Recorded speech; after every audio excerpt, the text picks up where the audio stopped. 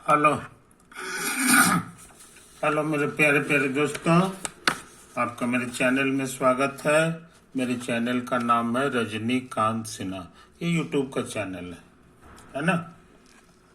अभी हम क्या करने जा रहे हैं सो समझ लो। ये लेक्चर नंबर 166 है ना। 165 लेक्चर हमारे अपलोडेड हो चुके हैं और यही है ये जो है अभी चल रहा है सीरीज P+M। P+M मैंने P फॉर फिजिक्स हो गया। फिजिक्स प्रीडोमिनेंट, मुख्य रूप से हमको फिजिक्स का ही काम करना है। तो इन बातों को समझ लो मेरे दोस्तों। अच्छा, हम लोग इलेक्ट्रिक फील्ड की बात कर रहे थे, है कि नहीं। तो इलेक्ट्रिक फील्ड की बात कर रहे थे, समझे। इसमें जो है चार्ज होता है, मान लो कैपिटल Q चार्ज है ना। ये क्रिएट्स इलेक्ट्रिक फील्ड। आसपास में ये इलेक्ट्रिक फील्ड पैदा करता है, समझे कि नहीं। और यहाँ पे छोटा सा चार्ज है, ये है, इसको टेस्ट चार्ज हम लोग बोलेंगे, टेस्ट चार्ज बोलेंगे। तो ये जो है ना फोर्स महसूस करता है। कितना फोर्स महसूस करता है, तो उस फोर्स का नाम दे दो F, समझे कि नहीं। और ये F कितना के बराबर होता है हमको पता होना चाहिए। ये होता है 1/4πε0। दोनों चार्ज को मल्टीप्लाई कर दो, इसको मान लो ओरिजिन कह दो और इसको P पॉइंट कह दो। तो O से P की जो दूरी है उसका स्क्वायर कर दो, इतने फोर्स होता है। लेकिन इसमें डायरेक्शन हम नहीं लिखे हैं। डायरेक्शन शो करने के लिए यहाँ पे यूनिट वेक्टर हमको बनाना होगा इस डायरेक्शन में। तो इस डायरेक्शन में यूनिट वेक्टर का फोटो हम ऐसे ले रहे हैं, ये 1 है कि नहीं। तो ये जो वेक्टर है ये इसी डायरेक्शन का यूनिट वेक्टर है।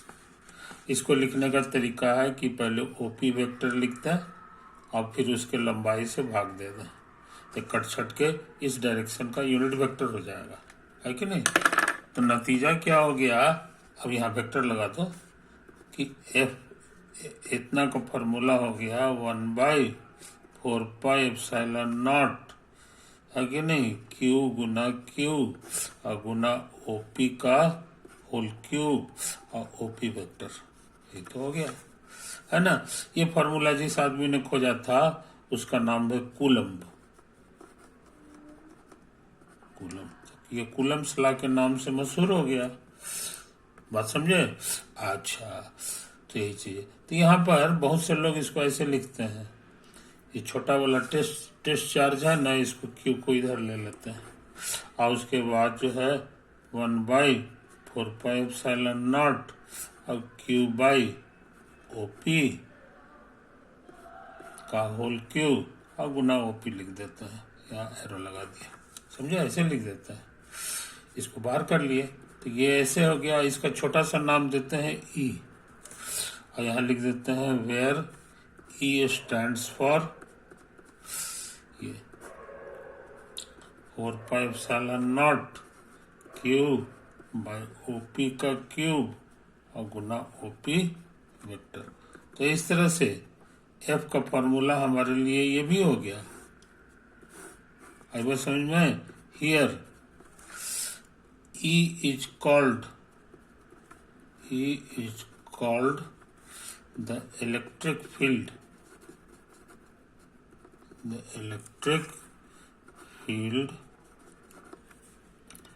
due to charge. यहाँ पर कैपिटल Q जो चार्ज है due to at the point P। ये जो पॉइंट P है वहीं पे, कोई दिक्कत, यही सब चीज है। तो तुम तो कहोगे कि हमारा सीखा हुआ तो इसको भी लोग कूलम्ब्स लॉ कहते हैं, क्योंकि है तो कुल मिला करके ही, है कि नहीं। यही चीज समझ लो। तो अच्छे लड़के जो है इस बात को बढ़िया से लिख देते हैं। ये भी कुलम्सला है, ये सब कुलम्सला है। कुलम्सला तो कुलम्सला का बड़ा महत्व है। कुलम्सला का ऐसी बहाने इलेक्ट्रिक फील्ड का फॉर्मूला सीख रहा है कि नहीं। तो इन बातों को समझ लो, इन बातों को समझ लो।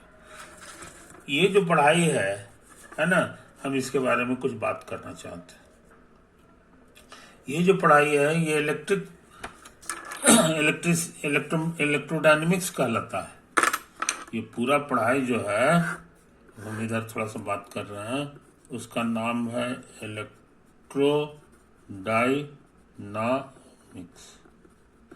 ये जो ऑलरेडी जो डायनेमिक्स पढ़ चुके हो है ना, जो न्यूटन्स लॉ पर है, उससे कुछ ज्यादा जो है इसमें मैटर रहता है ना। तो ये कारण है, वजह ये है कि इसके दो ब्रांचेज, एक ब्रांच में जो है चार्ज मूव नहीं करता है, नो चार्ज मूव्स, इसमें चार्ज मूव कर रहा है, charge and magnet moves, magnet move.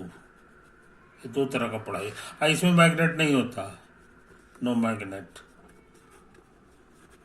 आई समझ में, इसमें चार्ज नहीं रहता है, चार्ज जो है वो मूव नहीं करना चाहिए। इसमें तो मैग्नेट रहता ही नहीं है, नो मैग्नेट। तो ये दो तरह का पढ़ाई है ना, दोनों के अलग अलग नियम है, इसलिए दो तरह के पढ़ाई होगी। इस पढ़ाई का नाम है इलेक्ट्रोस्टैटिक, इलेक्ट्रोस्टैटिक, समझे, इलेक्ट्रोस्टैटिक्स इसका नाम। और इसका नाम है इलेक्ट्रोडायनेमिक्स या इलेक्ट्रोमैग्नेटिज्म, मैग्नेटिज्म। तो इलेक्ट्रोडायनेमिक्स के दो ब्रांचेज हो गए, है कि नहीं। तो पहले इसमें पक्का होना होगा और उसके बाद इसमें पक्का होना होगा, तब हमारी पढ़ाई पूरी हो जाएगी। ये तो है कहानी। तीन बातों को समझ लो। तो इसमें जो है ना तुमको लॉ मिलेगा, लॉज मिलेंगे। तो एक लॉ तो हम सिखा दिए तुमको, दूसरा लॉ जो है ये सिखाया, है कि नहीं। तो इस तरह से इसी तरह से दो चार, ज्यादा नहीं है, दो चार पांच ठो है। तो अभी तो दो ठो सिखाया है, अभी और कुछ सिखाना बाकी है, इसके फॉर्मूला सिखाना बाकी है कि नहीं। अब उसके बाद जो है इसकी दुनिया आ जाएगी, तो वो अलग पढ़ाई है। पहले तो इधर से होके जाएंगे तब ना, है कि नहीं। तो इस बात को समझ लो मेरे यार। तो अभी हम लोग ताकत लगा रहे हैं इसी में, इलेक्ट्रोस्टैटिक्स में।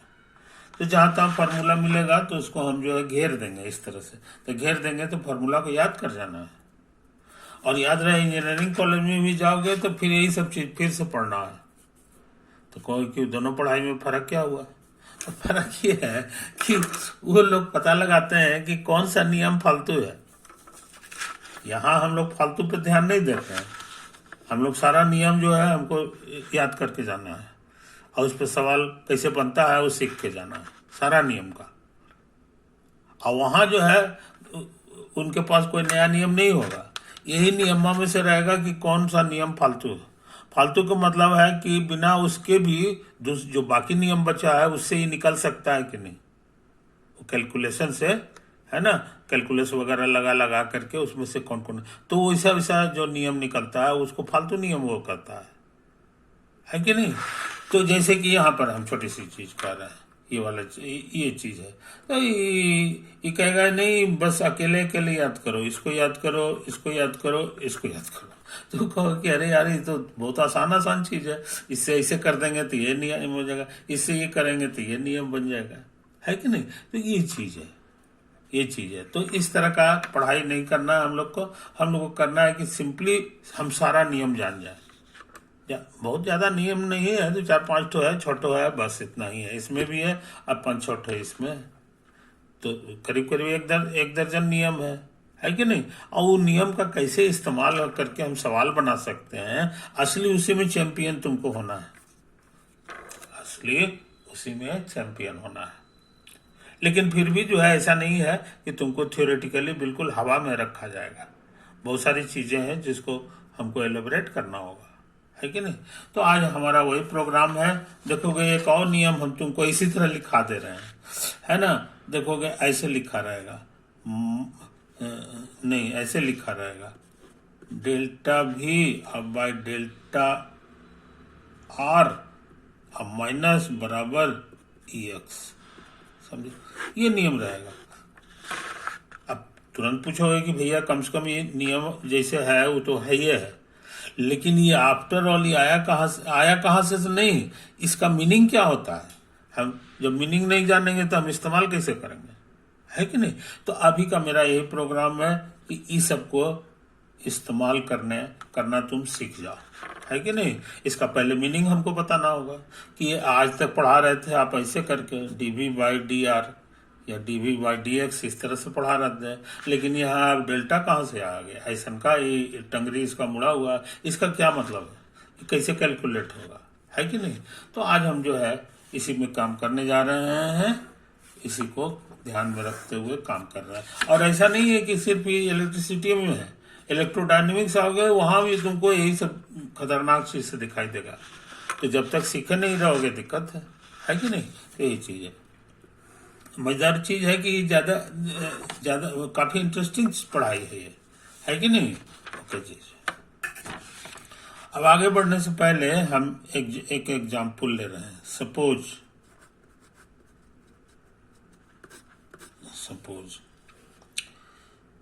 कोई फंक्शन है, 2 वेरिएबल का नहीं, हम 3 वेरिएबल का ले रहे हैं, समझे कि नहीं। और वो है हमारा x cube minus x y z x y, बस इतना ही रहने दो, इतना ही रहने देते हैं, या ना यहाँ पे 2 भी लगा दो।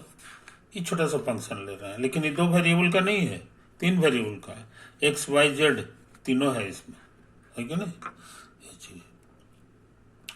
अच्छा, अब हम क्या निकालना चाह रहे हैं सो समझ लो। अब हम क्या निकालना चाह रहे हैं सो समझ लो। ये देखो एफ है, इसमें थोड़ा सा बढ़ोतरी कर दो, डेल्टा एक्स कर दो, और इसको छेड़छाड़ ना करो। इसको जो है फिर पुराना वैल्यू लिख दो, और उसके बाद ये डेल्टा एक्स से डिवाइड कर दो, है ना। तो देखो कितना आता है, देयरफॉर इतना। तो कहो कि तो निकल जाएगा, एक्स की जगह ये लिख देंगे इसमें, तो काम चल जाएगा। तो एक्स प्लस डेल्टा एक्स का whole cube minus 2 into x, y z कुछ चेंज नहीं करना है, ये ऐसे ही रह गया। अब माइनस, अब इसका वैल्यू यहां से उतारेंगे, X cube minus 2x Y Z बटा डेल्टा एक्स, समझे, ये तो है। अच्छा, अब इसको फैलाना आता है, एक्स क्यूब प्लस 3 इतना स्क्वायर गुना इतना 3x गुना डेल्टा एक्स का स्क्वायर प्लस डेल्टा एक्स का होल क्यूब, समझे। अब इसको गुना करो तो माइनस 2xyz और माइनस 2yz और गुना डेल्टा एक्स, आई बात समझ में। फिर माइनस, इसको उतारेंगे तो x cube minus minus plus हो जाएगा 2xyz, अब बटा डेल्टा एक्स लिखना होगा, आई बात समझ में। अच्छा, थोड़ा सा चीज कटेगा जी, एक्स क्यू से एक्स क्यू कट गया, है कि नहीं। और 2xyz ये भी लगता है कटेगा जी, माइनस प्लस, है कि नहीं, अब नहीं कट रहा है। अच्छा, अब जो कुछ बचा है उसमें डेल्टा एक्स कॉमन आ रहा है, देखो यहाँ बचेगा 3x स्क्वायर, 3x गुना डेल्टा एक्स, यहाँ हो गया डेल्टा एक्स का होल स्क्वायर, है कि नहीं। एक तो ही बचेगा माइनस 2yz, और नीचे लिखा हुआ है डेल्टा एक्स, फिर कट गया फिर कट गया, तो तुमको जो बहुत थोड़ा सा चीज बचा, 3x स्क्वायर प्लस 3x गुना डेल्टा x अब प्लस डेल्टा एक्स स्क्वायर और माइनस 2yz। बचा, ये तो बचा है तुम्हारा। अब हम इसमें लिमिट लगा रहे हैं लिमिट लगा रहे हैं कि इसमें डेल्टा एक्स हमारा टेंड करता है 0 की ओर। तो कहोगे ये सब जगह लगाइए, लगा रहे हैं भाई धीरे धीरे। ये limit delta x tending to 0, limit delta x tending to 0 और limit delta x tending to 0। इसका मतलब है डेल्टा एक्स को 0 पर पहुंचा देना है। तो डेल्टा एक्स हमारा यहाँ भी है, यहाँ भी है, दोनों जगह 0 लिखना होगा। तो आंसर आ गया इतना 3x गुना 0 और 0 स्क्वायर और माइनस 2y। तो समझा? तो फाइनल आंसर हम लोग जान गए 3x स्क्वायर माइनस 2y। समझे? तो इसका लिमिट हम लोग निकाल चुके, इसका लिमिट हम लोग निकाल चुके। इसको बढ़िया से लिख लो, इसको बढ़िया से लिख लो।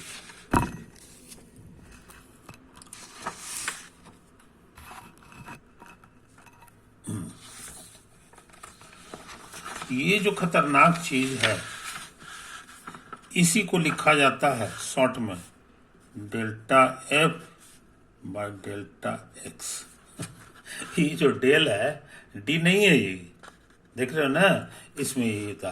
तो इसमें क्या है ना कि नीचे जो वेरिएबल है खाली वही वाला बढ़ता है, बाकी सबको रोक देना, बाकी सबको रोक देना। समझे? तो यही तो तुम्हारा हो गया। तो इस तरह से तुम निकाल चुके, क्या निकाल चुके कि delta f by del x कितना होता है। आई बात समझ में? एफ माने ये पूरा फंक्शन हो गया। तो इसको ऐसे भी लिख सकते हैं del by del x of ये पूरा फंक्शन है, ये हमारा लिखा हुआ है, एफ की जगह लिखा हुआ है एक्स क्यू माइनस 2xyz। यहाँ लिख दो एक्स क्यू माइनस 2xy। कोई दिक्कत नहीं होता। अच्छा, कितना आंसर आया है? इतना आया। अब सुन लो, हिंदुस्तानी लोग जो है मेहनत कम करके काम निकाल लेना चाहते हैं। तो हम कैसे ये आंसर बिना इतना लंबा चौड़ा कैलकुलेशन किए हुए निकाल सकते हैं, ये हम जानना चाह रहे हैं। ये हम जानना चाह रहे हैं क्योंकि ऐसे ही निकल गया, ये तो एकदम पक्का चीज है, ये तो हमेशा निकलेगा। लेकिन कौन सा ट्रिक है जिससे हम यही आंसर कम मेहनत में निकाल ले सकते हैं? तो उसका ट्रिक क्या है? सोच समझ। ये डेल बाय जो डेल एक्स है ये दोनों में लगेगा, सब जगह कांस्टेंट बाहर आ जाएगा लीनियरिटी रूल से। और ये 2 कांस्टेंट है बाहर हो गया, del by del x of x y. समझे? अच्छा, इसको यही वेरिएबल दोनों जगह है, तो जैसे डी में करते थे वही वाला ट्रिक लगा दो। तो 3 एक पावर कम गया, अब माइनस इसको उतार दो, del by del x of x y. तो आंसर आ गया 3x स्क्वायर। और यहाँ पर सावधान, यहाँ पे मिक्सचर है, तो तुम क्या करो कि दोनों इसको कांस्टेंट ट्रीट करो, ट्रीट एज कांस्टेंट, और इसको भी ट्रीट करो कांस्टेंट, ट्रीट एज कांस्टेंट। समझे? तो कहता है कि तो इसी हालत में हमारा y और z बाहर आ जाएगा, है कि नहीं, क्योंकि कांस्टेंट है, खाली बच जाएगा ये वाला। और इसका डेरिवेटिव आता है 2yz, दोनों सेम वेरिएबल है, तो इसका आंसर 1 हो जाएगा। तो फाइनल आंसर हमारा ये हो गया। देखो तो ये दोनों आंसर मिलता है कि नहीं? तो बिना लिमिट लगाए हुए भी निकालने का ट्रिक तुम जान गए। बिना लिमिट लगाए हुए भी ये एक नया तरीका हो गया। समझे कि नहीं? ये चीज को समझ लो, इस चीज को यहाँ बढ़िया से लिख लो। इसलिए del by del x of x cube minus 2xyz का आंसर जो है वो इतना हो गया, है ना। तो हम लोग शॉर्टकट तरीका अपनाएंगे आगे से। तो लिमिट वाला ट्रिक जो है बस खाली थ्योरी जान के रखेंगे, इस्तेमाल बहुत इमरजेंसी होगा तो करेंगे, नहीं तो छोड़ देंगे। अब इससे फायदा ये हो गया जी कि मोटा मोटी वही पुराना डेरिवेटिव है, खाली यही है कि बाकी वेरिएबल इसको छोड़ के बाकी वेरिएबल को हम लोग कांस्टेंट मान लेते हैं, है कि नहीं। तो एक्स का 3x² हो गया और 2yz कांस्टेंट है बाहर आ गया और x का x के रिस्पेक्ट में 1 आ गया, है कि नहीं। उसी तरह से हम चाहें तो इस सवाल का जवाब जो है डेल बाय डेल वाई भी हम तुरंत निकाल सकते हैं। चूंकि y है तो बाकी बच गया है x और z, इस सबको कांस्टेंट की तरह ट्रीट करेंगे तो ये कांस्टेंट हो गया और डेल वाई पहुंचेगा तो ये 0 बना देगा। माइनस इसमें कांस्टेंट आ गया तुम्हारा 2x और z, 2x और z। अब बाकी बच गया y, तो y का डेरिवेटिव y के रिस्पेक्ट में निकाल दो तो ये 1 होता है, तो माइनस 2xz और गुना 1। तो तुम जान गए कि del by del y of x cube minus 2xyz का आंसर हो गया माइनस 2xz। आई बात समझ में, कोई दिक्कत नहीं। उसी तरह से तुम कहोगे कि जरा सा इसको निकाल दीजिए,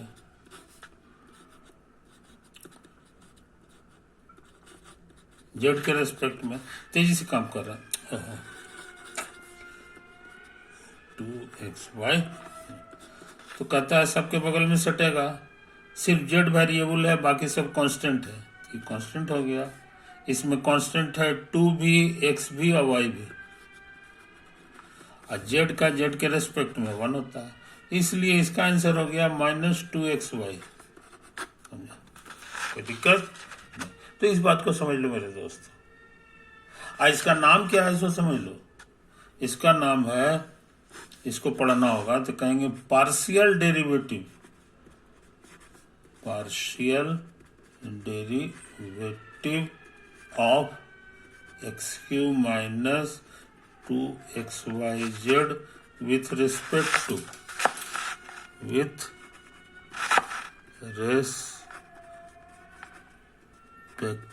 टू नीचे जेड है ना, यही हम लोग जल्दी में बोलते हैं।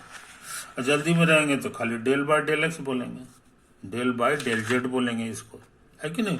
तो सेवरल वेरिएबल वाला पढ़ाई भी तुम सीख चुके हो, एक से ज्यादा वेरिएबल लगा है तो घबराने की जरूरत नहीं है कि नहीं। ये वाला ट्रिक से हम लोग कर लेते हैं, ये वाला ट्रिक से हम लोग कर लेते हैं, है कि नहीं। तो फिजिक्स में जो है पार्शियल डेरिवेटिव वाला पढ़ाई बहुत है, सच पूछो तो पार्शियल डेरिवेटिव से भरा हुआ है फिजिक्स। जो सीधा सीधी ऑर्डिनरी डेरिवेटिव है वो तो बहुत नगण्य है, बहुत नगण्य है। असली जो है फिजिक्स इसी से भरा हुआ, एसएन के पढ़ाई से भरा हुआ है, डेल बाय डेल एक्स।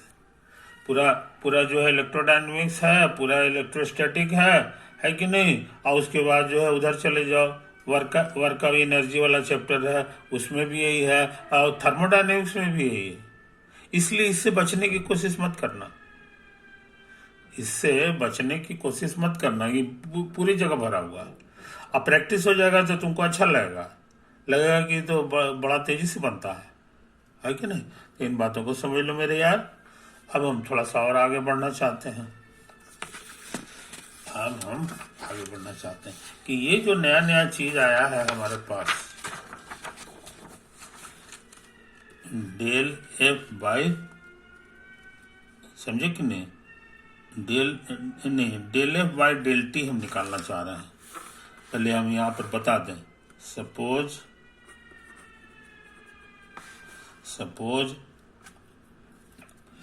कि एफ एक्स वाई जेड, तो ये पुराना वाला ले लो, एक्स क्यूब माइनस 2xyz है ना। अच्छा, फिर सपोज कर लो कि x जो है तुम्हारा t का फंक्शन है और वो है तुम्हारा 5t² और +1। y भी तुम्हारा t का फंक्शन है, इसको हम शॉर्ट में x लिखेंगे, ये इस शॉर्ट में y लिखेंगे, और ये भी t का फंक्शन है। कितना है भाई? तो t -6 t+6। अच्छा 6 ज़्यादा है, बड़ा नंबर है। 6 - 2 रख, t-2 रख दो, है कि नहीं। और जेड को भी उसी तरह से मान लो कि जेड तुम्हारा टी का फंक्शन है और ये भी है तुम्हारा TQ +2t। इसी तरह कुछ लिख लिए, है कि नहीं, ये चीज समझ लो। देयरफॉर अब जो तुम्हारा जो x है, जो कि t का फंक्शन है सब, उसमें कहोगे कि ऐसा कीजिए ना, इसमें इसको सब डाटा भर दीजिए। x³ माने हो गया 5t² +1 का whole cube -2x 5t² +1 y की जगह t-2 इंटू जेड की जगह TQ और +2t। आएगा समझ में? अच्छा, इसको a+b होल क्यूब के फॉर्मूला से फैला दें, तो इसका क्यूब तो 25 25 25 125, और इसका क्यूब करेंगे तो 3 दूनी 6 पावर आएगा, और +3 इंटू पहिलका का स्क्वायर और गुना दूसर का, और +3 पहिलका और गुना दूसर का स्क्वायर और +1 माइनस, इसको उतार दो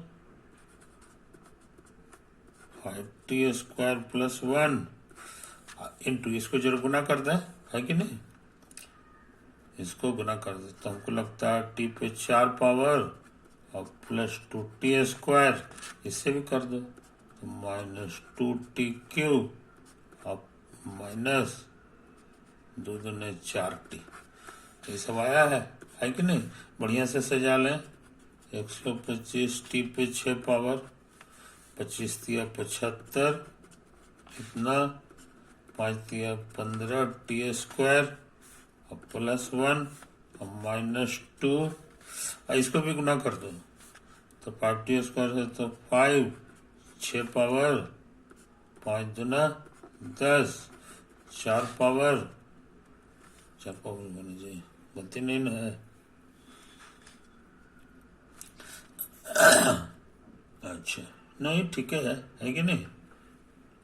अच्छा ठीक है, तो ये कितना हो गया जी? 5 से गुना किया था ना, ये 6 हो गया, ये 5 दूना 10, टी पे 4 पावर, टी पे 4 पावर, और उसके बाद इससे भी करेंगे तो -5 दूनी 10, 3 और 2 5 पावर, इससे करेंगे तो 5 के 20 TQ। अब 1 से गुना करेंगे तो यही सब रह जाएगा, टी पे 4 2t² -2t³ और -4t। समझा? कोई दिक्कत नहीं। 6 पावर 6 पावर दो जगह, 125 में 10 चला गया, 115 बचेगा, है कि नहीं। यहाँ देखो 20 है, 75 में से 20 चला गया, 55 और एक और है ना, ये कुल मिला के 10 1 11 है, 10 1 11 है, 11 और दूना 22 चला गया, इसमें घटा दो 22 तो तुमको बचेगा 3 और 5, 4 पावर, है कि नहीं। अब क्या करें, एक जगह भी गलती होगा सब गड़बड़ा जाएगा। उसके बाद जो है ये 5 पावर दिखाई दे रहा है बस अकेले, तो माइनस प्लस 10 दूना 20, टी पे 5 पावर। समझे? कोई दिक्कत? ये 5 का भी हिसाब हो गया, 4 का भी हिसाब हो गया। अब जरा 3 का हिसाब देखें, 3 सिर्फ यही है, तो माइनस नहीं यहाँ भी है जी, तो ये सब मिलजुल करके हो जाएगा 22 दूना कितना होता है? 22 दूना 44, माइनस माइनस प्लस हो गया, टी पे 3 पावर। अच्छा 2 पावर जो है यहाँ है, यहाँ है, और 2 पावर यहाँ भी है, तो ये हो गया तुमको -4, तो लगता है 11 बार बचेगा, समझे। अच्छा अब टी अकेले यहाँ है, तो माइनस माइनस प्लस 4 दूनी 8t। अब कांस्टेंट टर्म इसमें नहीं है, यहाँ है, समझे, कोई दिक्कत। तो ये जो तुम्हारा f था, जिसको शॉर्ट में हम लोग f लिखेंगे, एक्चुअली ये t का फंक्शन हो गया। अगर हम ये डाटा रखें तो ft हमारे लिए ये हो गया, है कि नहीं। तो इस बात को समझ लो मेरे यार। अच्छा अब हम क्या निकालना चाह रहे हैं, अब इसमें डेल की कोई जरूरत नहीं है क्योंकि एक एक वेरिएबल है, तो df/dt निकाल सकते हैं, तेजी से निकालेंगे। 1 1 5 और 6, 1 पावर कम गया 53, ये 4t³, ये है 20, और टी पे कितना है जी, नहीं 5 है, इधर आएगा 1 पावर कमेगा। इसका क्या हाल है, 44 गुना 3t², 11 गुना 2t, और प्लस 8 गुना 1, कांस्टेंट का 0। तो df/dt हम लोग जान गए, df/dt जान गया है कि नहीं। अब गुना उना हम नहीं कर रहे हैं समझे कि नहीं। अब हम क्या निकालना चाह रहे हैं सो समझ लो, ये तो हम निकाल दिए, है कि नहीं। अब मेरा प्रोग्राम है इस खतरनाक चीज को निकालने का। टाइम बहुत कम गया यार, ऐसे हम तुम्हारे लिए छोड़ते रहे हैं। वो है ∂f/∂x निकालो, और फिर dx/dt निकालो, और प्लस ∂f/∂y निकालें, और dy/dt निकालें, और प्लस ∂f/∂z निकालें, और dz/dt निकालें, है ना। ये सब निकाल के कैलकुलेट करो, ये तुम्हारे लिए होमवर्क दे देगा, है ना। अब कैलकुलेट करके देखो कि इसके बराबर आता है कि नहीं। हमको लगता है आ जाएगा, इसको बढ़िया से कैलकुलेट करोगे तो तुमको आ जाएगा, और नहीं आएगा तो हम अगले वीडियो में इसको खुद ही हम कैलकुलेट करेंगे। ये पन्ना बचा के रखिए, है कि नहीं। ओके, टाइम ज़्यादा हो रहा है मेरे यार, अब इसको ऑफ कर रहे हैं।